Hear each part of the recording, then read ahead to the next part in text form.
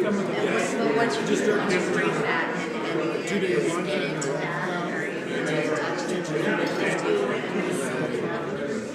And then have those systems the greatest gift was the principal president, the family,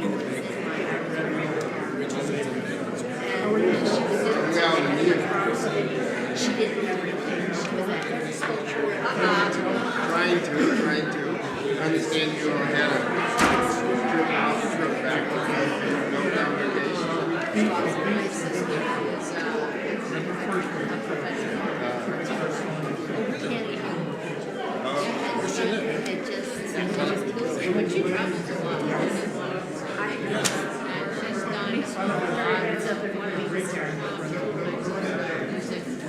Well, I wanted to come up with a then I went back.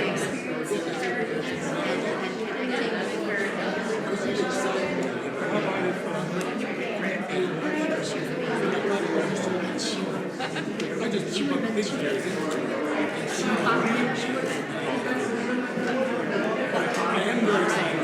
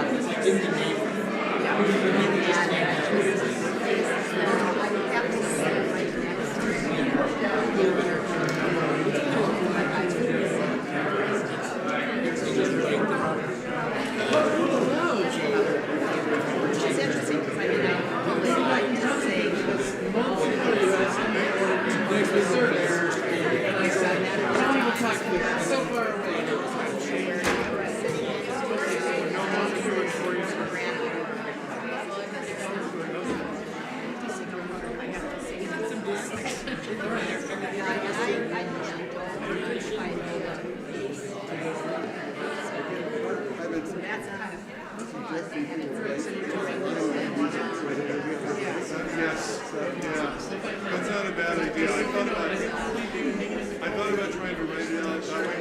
My hope is that people would learn it slowly.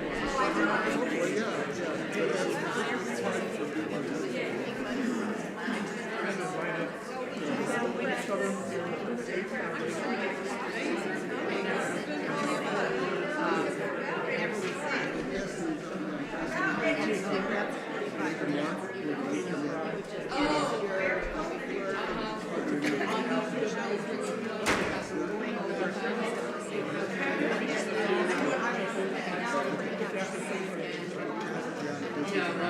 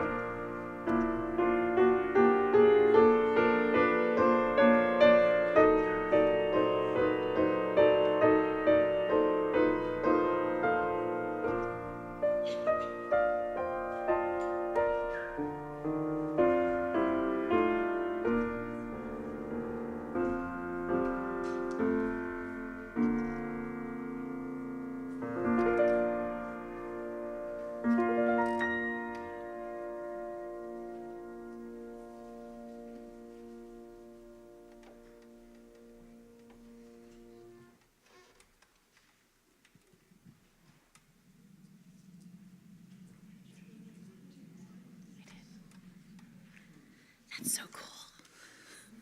And good morning. Welcome to this Sunday service at the Unitarian Universalist Church of Tucson. My name is Watercolor Golightly. My pronouns are she and her. I'm a 40-something-year-old fat woman, white with short gray and blonde hair, and I'm your worship associate this morning. Our service will be led by our own Reverend Jamili Omar, and today is November 25th. November 25th. Ooh. November 2nd, 2025. It was a test. We are a people that believe in diversity. Whoever you are becoming, we welcome you. And we invite you to bring your whole self here to this safe place. There are gender-specific bathrooms through those glass doors and a handicap-accessible, gender non-specific bathroom behind the AV in the alcove. This is a safe place, and we know that many people right now are challenged to feel safe in the United States when minorities are clearly targeted and oppressed. So every Sunday, we will continue to remind you on Sunday mornings only, the sanctuary, the social hall, our parking lot, our children's classrooms, those are open to all, without a special invitation, because everyone is welcome to come to our classes and our services. However, we also have designated a number of areas that are private on Sunday mornings. Private offices are labeled by those yellow signs you can see in the back of the room and other places around the campus. And those places are not open to everyone. Those are invitation-only places. They're designated private. They're not welcoming to all. Specifically, law enforcement, ICE in particular, cannot enter private places without a judicial warrant. It's important that everyone knows ICE officials cannot enter a private location without a specific warrant. If you do not feel safe and you need to take advantage of our private spaces, we invite you. As we worship today, let us remain mindful of the desert people who came first to this place, whose lands were stolen in successive acts of displacement and genocide. We honor the O'odham, the Yaqui, the Apache, and the names of the many ancient indigenous peoples that are no longer known to any of us. As Unitarian Universalists, one of our core values that is very near and dear to me is our value today. It's justice. In the words of Maya Angelou, the truth is, no one of us can be free until everybody is free. As Unitarian Universalists, our justice-seeking people pledge to work to be diverse, multicultural, beloved in our beloved communities, where all feel welcome and can thrive. It's a tough world lately, and personally, it lightens my load to come here every Sunday to this safe place. And I know that sometimes it seems like a great feat to make it out of bed and out the door and get here with all my pieces. So whatever wind blew you, foot walked you, or wheel rolled you, we're so happy you're here today. I'm so happy to see you. And as our snowbirds trickle back in and our congregation grows, I've really been excited to see even more new faces in our room. It's important for us to grow in these times, for us all to band together as a community. We especially welcome our new visitors this morning. No pressure, but if you're new and you're feeling willing and up to it, we invite you to raise your hand so we can welcome you warmly. Welcome.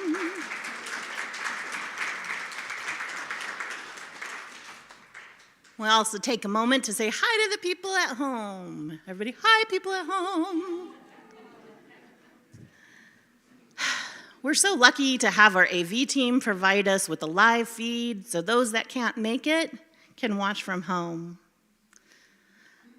Concerning the new people, in regards to the platinum rule, which is treat others how you want to be treated, please come to our social hour for snacks after the service. We will socialize with you or ignore you, all to your own comfort level. Now, for those of you feeling chatty, I do have a quick question to pose for you to your neighbor to get you in the spirit of today. What do the words honor your ancestors mean to you? You guys can chat for just a minute. Honor your ancestors. What's that mean?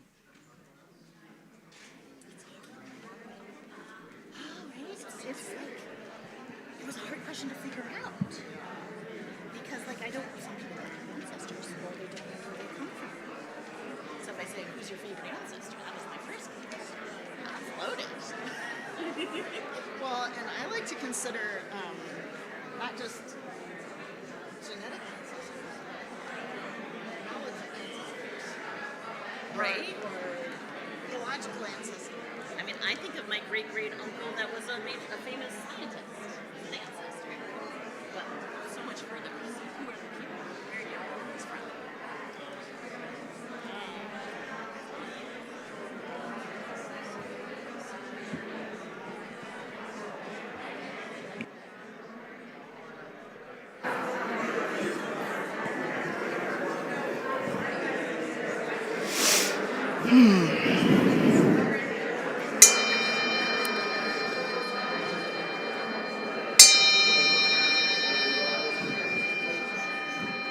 I hope you will hold those names of those people close that you mentioned today as we move into our service of worship today. Our first poem is They Are Still With Us by Kathleen McTeague. She writes, in the struggles we choose for ourselves, in the ways we move forward in our lives and bring our world forward with us, it is right to remember the names of those who gave us strength in this choice of living. It is right to name the power of hard lives well lived. We share a history with those lives. We share the same motion. They too were strengthened by what had gone before. They too were drawn on by the vision of what might come to be. Those who have lived before us, who struggled for justice and suffered injustice before us, have not melted to dust and have not disappeared. They are still with us. The lives they lived held us steady. Their words remind us and call us back to ourselves. Their courage and love evoke our own. In the living, carry them with us. We are their voices, their hands, and their hearts. We take them with us, and we, with them, choose the deeper path of living. So come, let us worship together. Let us light our chalice here in person as you across time and space light your chalices through the magic of this digital age. Light yours with us. Together, our tiny flames will call to the spark of the divine. I invite you to join me in saying those words as watercolor lights our chalice. As we kindle this flame, we honor, remember, those who have passed into mystery. Their brightness lives on in our vision. Their courage lives on in our commitments. And their love continues to bless the world through us. As you are able, would you please rise to sing Spirit of Life? It's hymn 123 in the gray hymnal. We're also going to sing the Spanish version, 31 in the purple hymnal.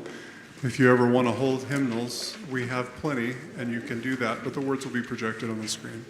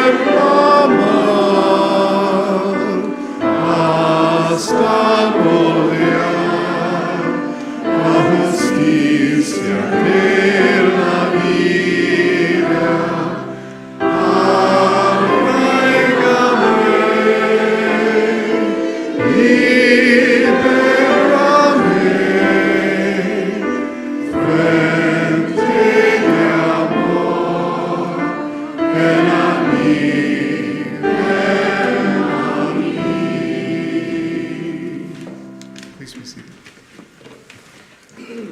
Do you believe the size of this choir? This is our pickup choir for this morning. Y'all sound great. In many culturally Muslim communities where I come from, we have a tradition to honor a person who has died. We honor them at 7 days, 40 days, and 1 year. In many culturally digital Muslim communities, where life moves quickly and there never seems to be time for breathing, let alone mourning, we have oftentimes left these traditions behind. I wonder what we have given up, what we have lost in giving them up. How does it change grief when a person or a family has a celebration of life, a memorial or a funeral, and then expect our grieving is done? Francis Weller, the author, not our Francis, who is off traveling the world, in his book, The Wild Edge of Sorrow, explains it this way. He writes, quote, "Many of us face challenges when we approach our grief. The most commonly noted obstacle, perhaps, is that we live in a flat line culture, one that avoids depths of feeling. We have compressed the range of our emotional lives to the narrowest band. Consequently, those feelings that rumble deep in our souls as grief gets congested there, rarely finding a positive expression such as a grief ritual. Our culture, which wants to keep us busy and distracted 24 hours a day, keeps shunting grief to the background." End quote. He continues to describe ancient Scandinavian cultures which supported people who underwent a significant loss to have a time in the ashes. They were encouraged to forego the common practices of their time and to live parallel but separate lives from the daily life of gathering food, feeding children, and tending fields. Little was expected of them during this time, which often lasted a year or more. He writes, they would occupy this physical and psychic terrain until they felt they had fully moved through them, through the underworld where grief had taken them. Ash speaks to what remains, the best semblance of what once was. Not only was the individual supported, the community believed that it was the individual's duty to mourn, to live in the ashes of their loss, and to regard this time as holy.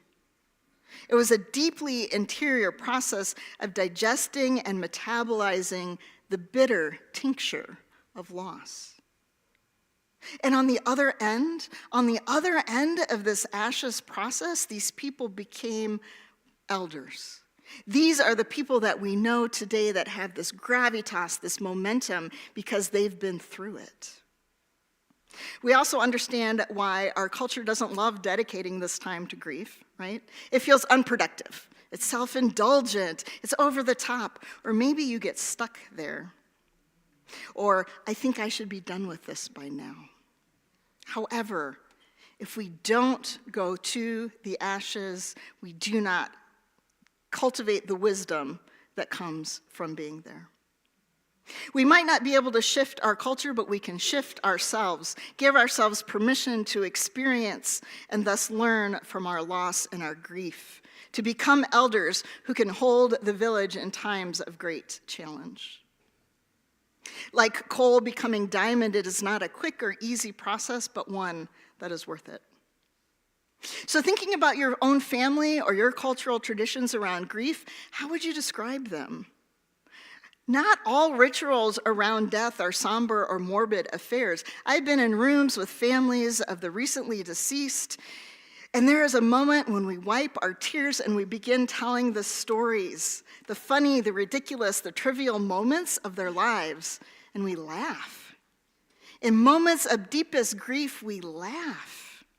We invoke not only the loss of their body, but the presence of the life they lived. And if we're being honest, sometimes we come to the rougher moments of their life. We might say things you're not supposed to say about the dead. She was a bigot. He was an alcoholic. They had a biting humor that hurt feelings. Right? The dead are no less complicated than they were when they were alive. But for many of us, we are discouraged from acknowledging that people are complicated, and who of us isn't complicated? In my life, there were two men who were both difficult to mourn as they were difficult to love. They were not nice at times. They would drop everything when there was an emergency. They would invite everyone out for a big meal and lavish meal and pay for it all. And during that meal, they would make sharp jabs at people that made it uncomfortable to be around. They were complicated. And when these men died, I was both relieved that I would not have to make the difficult decision whether to spend time with them, and deeply grieved that I would never get to spend time with them. So how can I mourn? And I'm telling you that you can feel the deep sitting by the fires of grief and loss for a year. How can I feel this much loss and grief for someone who was a scoundrel, a jerk, a fool, a blockhead? My universalism tells me that all means all. Loss and grief are only more complicated. It takes more time for this blockhead, not less. And there are many festivals and holy days celebrated around the globe which allow participants to embrace the both and of living and of dying. In the month between mid-October and mid-November, we have at least these ones, and I'm going to invite you to shout out some more. So if I don't hit your favorite, let me know. Samhain, ancient Celtic, celebrated around October 31 to mid-November. Festival to mark the end of harvest time, welcome the dark of winter. It was thought that ancient Celts believed that the barriers between the physical world and the spirit world thinned during this time of year, allowing more interactions between humans and the dead. For a contemporary pagan interpretation, see one of our CUPS members. They just had Samhain yesterday, I believe. Last week. Halloween, everybody knows Halloween. Contemporary U.S., October 31st, and it's thought that Halloween's roots in the U.S. date back to the 19th century Irish and Scottish immigrants who brought over medieval traditions such as souling, going door to door for soul cakes in exchange for prayers, and guising, where participants performed disguise for treats.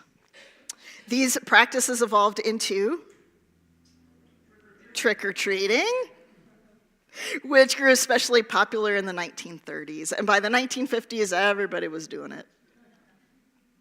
All Saints' Day, Roman Catholic, November 1st, to honor all saints, particularly those who do not have their own special feast day. Anyone raised Catholic and celebrate All Saints' Day?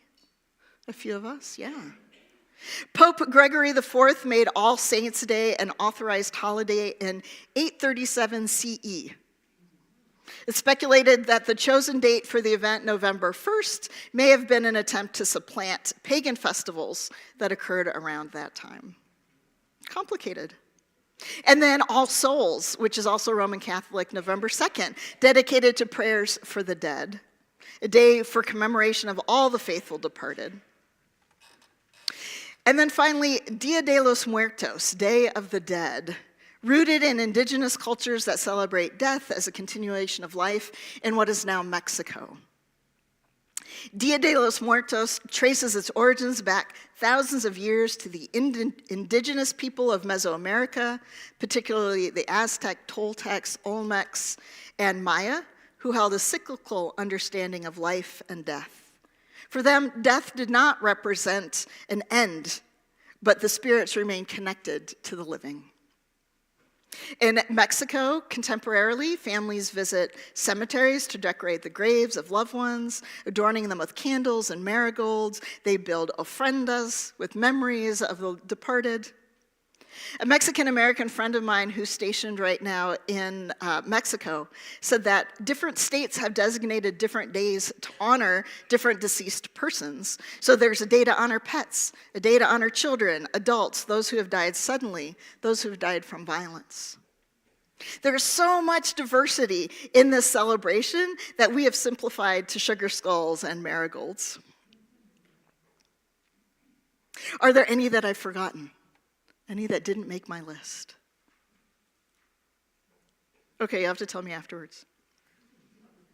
One thing I really like about Dia de los Muertos is the service component. There's so much love about this holiday, but to go to a cemetery and clear graves and place flowers makes our community beautiful. And maybe most of all, it is this joyous celebration of living. Because there's a joy, a celebration of, we know our loved ones have gone on, but here we are enjoying life. How does Unitarian Universalism learn from the wisdom of these traditions without misappropriating them? Right? Misappropriation is thought of as exploitation, using someone else's culture without being in relationship with that culture or for one's own personal gain. So how each of us participates in cultural traditions that are not a part of our own culture and heritage is a longer conversation than we have time for today. But there is wisdom from these traditions that we can hold close. Lonely Planet, a travel guide writing about Dia de los Muertos, wrote it succinctly for me. Quote, often misunderstood and oversimplified, Dia de los Muertos is at its core a reminder that life, whether that of a deceased loved one or of your own, is fleeting and should be celebrated. It combines mourning and remembrance with joy. It's a quintessential Mexican celebration filled with family, food, and music, where all are welcome and none forgotten. Here in Tucson, we have our very own All Souls procession, which is open to all, and the Baja Four plans to walk it together. It's held next Sunday, November 9th, so right after church, we will gather here together, carpool over if you would like to. It is a multicultural, multi-ethnic, multi-creative honoring of those who had passed. If you'd like to go, let me know, and we'll figure out how to get you there. And even though this is a multicultural event, I'm still concerned. Will there be ICE or Border Patrol? And how can we show up as UUs and our bodies as allies? How can we disrupt when it is appropriate to do so and also participate fully in this beautiful ritual? Complicated. In a little bit, we're going to sing Yasser Barnwell's song, Breaths. Her lyrics are based on a poem by Barago Diop. He's a Senegalese poet and storyteller who originally wrote this. He died in '89, so probably 30, 40 years ago. He wrote this. And here's his original poem. He wrote, listen more often to things than to beings. Hear the fire's voice. Hear the voice of the water. It is the wind, hear the sobbing of the trees. It is our forefathers breathing. The dead are not gone forever. They are in the paling shadows, in the darkening shadows. The dead are not beneath the ground. They are in the rustling tree, in the murmuring wood, in the flowing water, in the still water, in the lonely place, and in the crowd. The dead are not dead. The dead are not under the earth.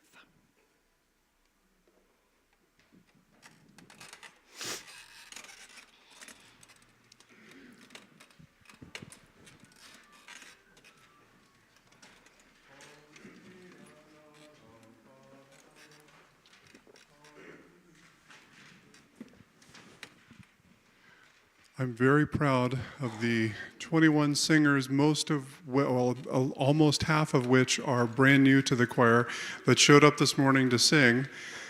They are so good that I'm going to let them lead this next song, and I'm going to be a congregant, meaning they're going to do a call and we're going to respond. We over here are going to respond back to them, back and forth.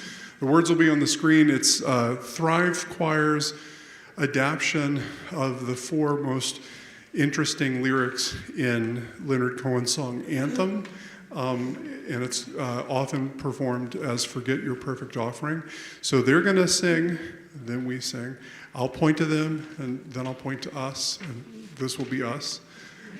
And there's a tricky part on the last line where we go back and forth and we all sing the last little bit together, and the last line repeats. You'll catch it, it'll be fine.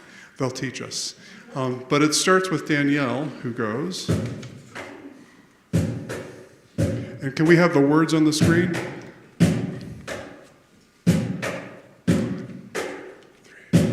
Forget your perfect offering. Forget your perfect offering. Just ring the bells that still can ring. Just ring the bells that still can ring. There is a crack in everything. There is a crack in everything. That's how the light. That's how the light gets in. That's how That's how the light. the light. That's how the light gets in. Forget your perfect offering. Forget your perfect offering. Just ring the bells that still can ring. Just ring the bells that still can ring. There is a crack in everything. There is a crack in everything. That's how the light. That's how the light gets in. That's how the light. That's how the light Gets in. Good, good, good. Now can we do this? As you are able, would you stand? And Danielle, can you play it faster? And let's see what happens. Something will happen. So, ready, guys? Forget your perfect offering. Forget your perfect offering. Just ring the bells that still can ring. Just ring the bells that still can ring. There is a crack in everything. There is a crack in everything. That's how That's how the light.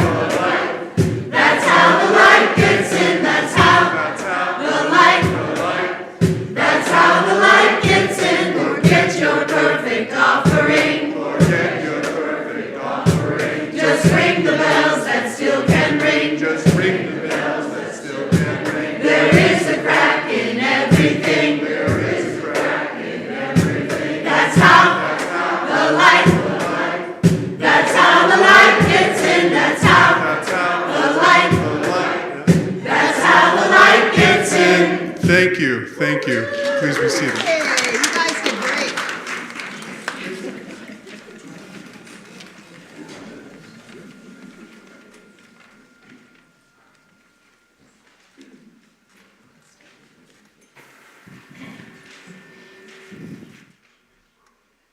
Forget your perfect offering, but now is time for the offering.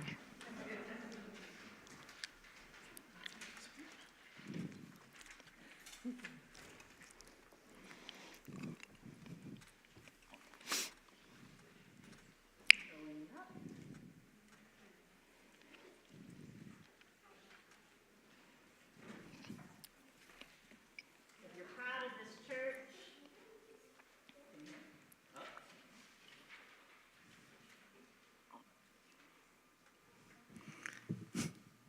if you're proud of this church, become its advocate. If you are concerned for its future, share its message. If its values resonate deep within, give it a measure of your devotion. This church cannot survive without your faith, your confidence, your enthusiasm, or your resources. So however you participated in today's service, our congregation depends on you for your love, your time, and your financial support. For those of you here in person, the ushers will soon be passing the collection basket among you.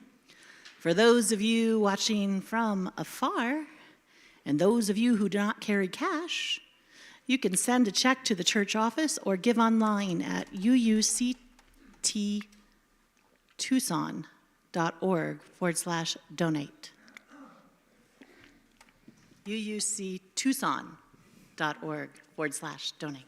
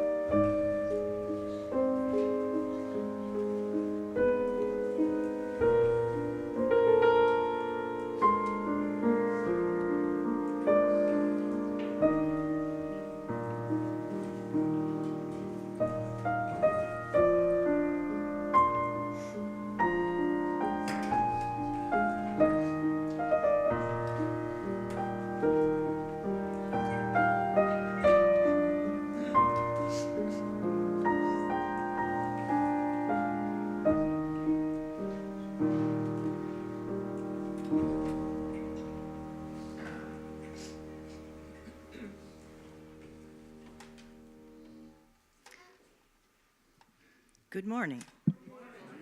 My name is Janet Moore, and I am on your Board of Trustees. I am the VP of Finance. And thank everybody for your pledges and donations. It's most appreciated. I want to invite everyone to social hour after the service in Goddard Hall, which is out the double doors behind you and to your left. There will be coffee, iced tea, lemonade, snacks, and good company. Social hour food and refreshments are free for all, and donations are appreciated to cover our costs. If you are new and want to stay in touch with us, you can fill out a guest information card in the Welcome Center in Goddard Hall. You can also find a virtual guest information card in the newcomer section of our website. There's lots of announcements. If you're interested in signing the membership book, join Reverend Jamili in the minister's office immediately following worship today. And Reverend Jamili or those from the membership team are available if you have any kinds of questions about membership. And there's another scam going around. Yeah. If someone asks you for gift cards, a money transfer, or to do something immediately, please double check with the church office. It is likely not us who's asking that. We will never ask you for money, well, except during, it's like, is my nose growing really long there? Except during the stewardship campaign, of course. And we'll never ask you to do something immediately. Spirited Conversations in November will be next Thursday, November 6th, 5 to 7 p.m. here at UUCT in the Servetus Room. We'll have a potluck, so bring a dish to share. And for questions, see Reverend Jamili. Worship in the Woods is back. And if you don't know what that is, that's usually a short hike or a little walk with worship elements sprinkled in. The date is November 18th, and you must sign up with Reverend Lisa McDaniel Hutchings to participate, who's right there, and in the church directory. Don't forget that we have a rummage sale, November 14th and 15th. Donations are accepted until November 12th, and see Carolyn Valdez to volunteer, please, or to help out with any of that. And as a board member, I want to share with you that there are volunteer opportunities in the area of finance. If you like to set numbers in order and make them behave, talk with Frank Valdez or me. And I am available in social hour for questions or feedback for your board. Would you see? And we are grateful for the sun and moon, the sea and earth, for living things that all have worth, for desert brown and sky of blue, and grateful to be sharing it with you.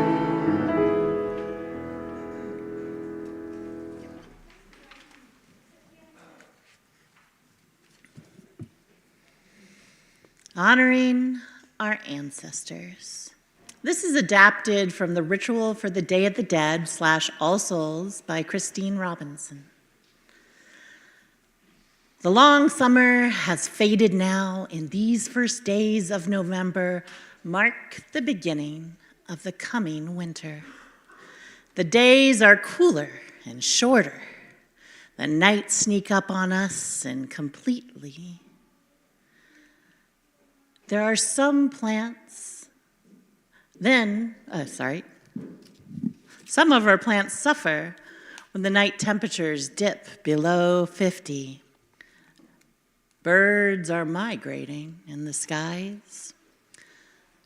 Though most of us are no longer tied to the shifting seasons through agriculture and harvesting crops, we still feel awareness of the changing seasons. Also lost in our digital age is the tradition of visiting the graves of our ancestors yearly.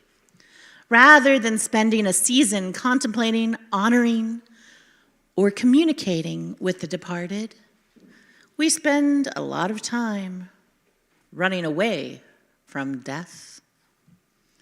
But this time of year, when death feels closer, let us pause to welcome the memories of our beloveds. Amidst the culture and religious traditions around us, which invite us to honor those who have gone before us. After this next song, we too will have time together for any who wish to come forward and light a candle for their own beloved dead. I invite you to use this next song as a time of centering and preparation of honoring those memories. Let's send lightness and love to the ones who have died, who are in struggle, maybe facing a thin line between life and death right now, and to anyone else who could use a little hope in this time, including yourself.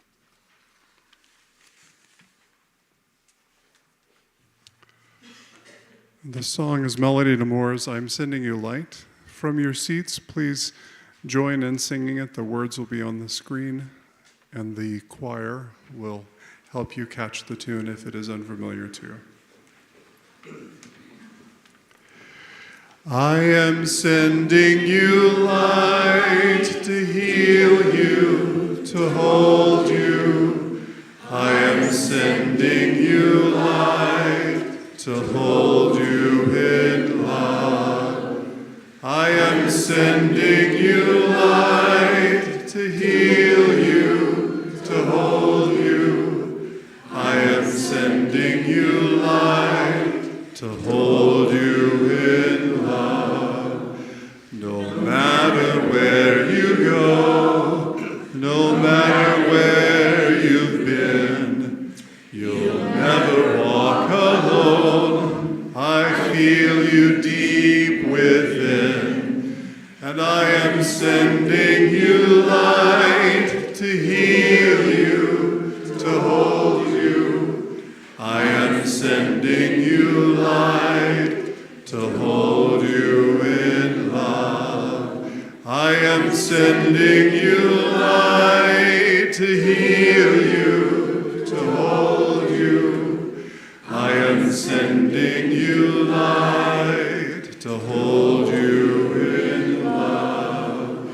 No matter what you feel or what you choose to show, I'm always there for you. And so I wanted you to know that I am sending you light to heal you, to hold you. I am sending you light to hold you in love.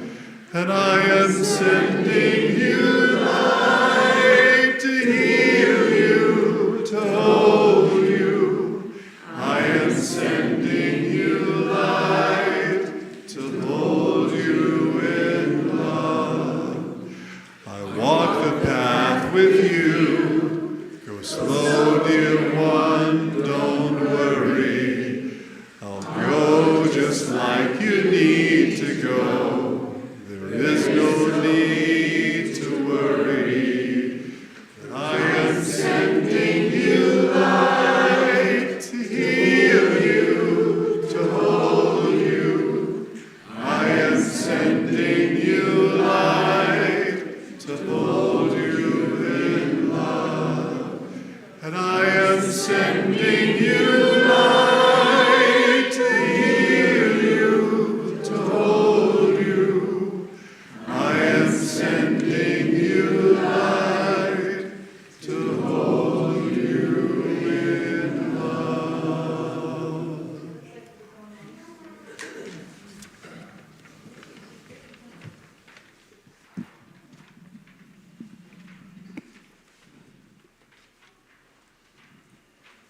Part of what inspires our return to the dead in this time of year is the dark, and the dark closing in, and especially in Tucson, how dark it gets at night.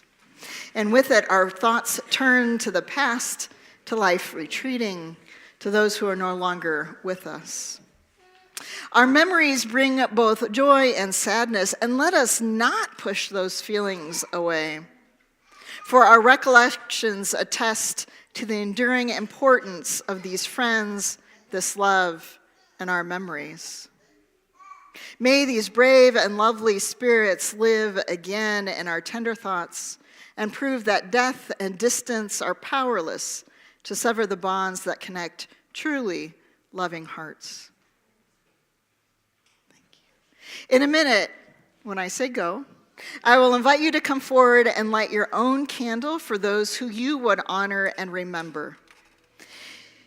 We also have our mentee today, as usual, which you are welcome to use. You can put in your own joy or sorrow, name of a person you would like to honor. Use the code 4181-6467. I think Brian is here and could help if you need assistance with that. Help your neighbors.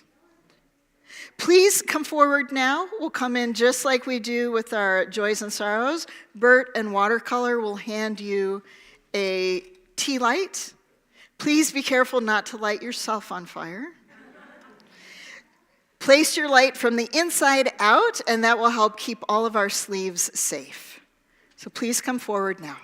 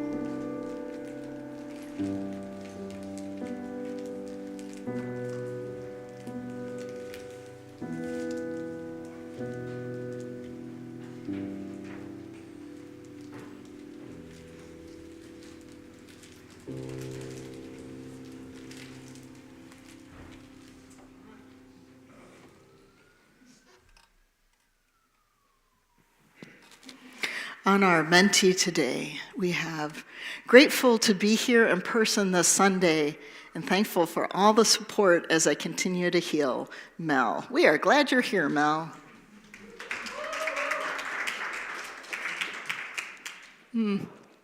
I sang Melanie Demore's I'm Sending You Light to my dad on his last day here. He couldn't speak back to me, but I'm so grateful that it was the last thing I said to him. Brian. Remembering my brother-in-law, Rick, who would have turned 70 today. Oh, Rick, your loss is felt. I remember Sharon Rao and Gordon Rao. What a joy it is to be able to watch the service when we're away on vacation. Thanks, AV team. Prayers for our Healing Accountability team as they continue their work today. May their work serve the larger transformative healing we all long for in a world so full of hurt. Amen. And what a road it's been with these wonderful people. Remembering UUCT members who have died this year, Roger Steenland, Claire Kuhn, and Larry Newhouse. Rest in peace, beloveds. Amen. For my great-grandma B, August 20th marks 3 years since you passed on, and I miss you every day. And for Darby, Letta, and Ozzy, because 4 legs don't change how deep the love goes. Amen. For all of our 4-legged and scaled friends. Names, Jean, Frank, Joyce, and Robert. We hold you in love, departed ones. Haven't been feeling the best lately. Prayers, please. Absolutely, friend. Prayer for speedy healing. More names, Christina, Lori, Adrian. And honoring my Aunt Jean and Grandmother Agnes, grateful my father is still with us. Amen, friends. For all of these names, all the names we haven't said out loud, maybe in a long, long time, may we feel them close to us and remember the joy that their love brought us. Tiny lights, each one but joined together, we make a mighty flame. Please join me in a moment of prayer or reflection or contemplation, whatever works for you, as I read these words from Lori Wilkie. Holy One, on this day of remembrance, we say aloud their names again and spend a brief time with those who have died. That word is jarring, so jarring we hardly use the word, substituting euphemisms that are a bit more vague. Sometimes people say lost when what they mean is dead. We lost so-and-so this year. But people who die are not lost. They are not misplaced. We did not lose sight of them, nor did they wander off. The person might not be lost, but sometimes we are at a loss for words, for normalcy, for what was and what could have been. Lost implies that we can't find them, when in reality, we haven't lost them. That's the thing about people who are loved, their memories keep. They are never too far away. They come to us in a song lyric or a line of a movie dialogue or on a long walk. What was it they always said? Oh, that's right. And they always had to have it a certain way, so maybe we'll do it that way and laugh a little in memory of them. So be with us, Holy One, as we grieve over the empty chairs at the table. We'll light a candle and say an extra prayer. We trust with sure and certain hope that you had them before we let them go. And help each of us live in such a way that others invoke our memories after we have come to you. Amen, and may it be.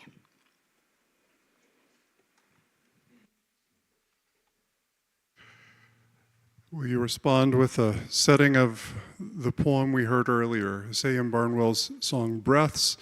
Please rise as you are able, and we'll sing 1001 from the Teal Hymnal.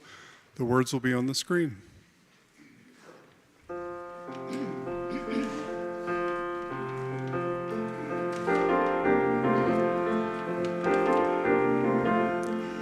Listen more often to things than to beings. Listen more often to things than to beings. 'Tis the ancestors' breath when the fire's voice is heard.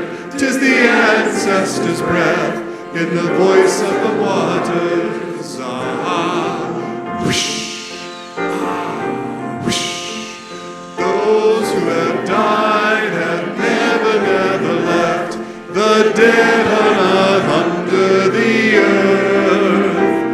They are in the rustling trees. They are in the groaning woods. They are in the crying grass. They are in the moaning rocks. The dead are not under the earth.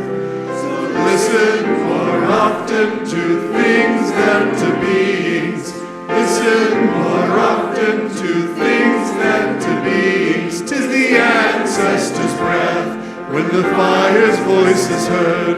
'Tis the ancestors' breath in the voice of the waters. Ah, whoosh, ah, whoosh. Those who have died have never, never left. The dead have a pact with the living. They are in the woman's breast. They are in the wailing child. They are with us in our homes. They are with us in this crowd. The dead have a pact with the living. So listen more often to things than to beings. Listen more often to things than to beings. 'Tis the ancestors' breath when the fire's voice is heard. 'Tis the ancestors' breath in the voice of the waters. Ah, whoosh, ah, whoosh, ah, whoosh, ah, whoosh, zah.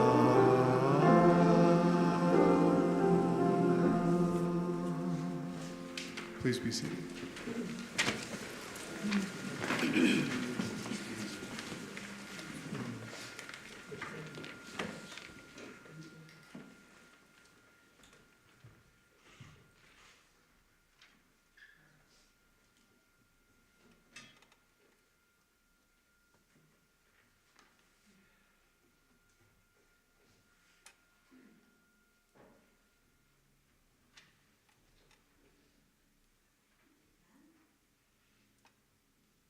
Thank you, friend.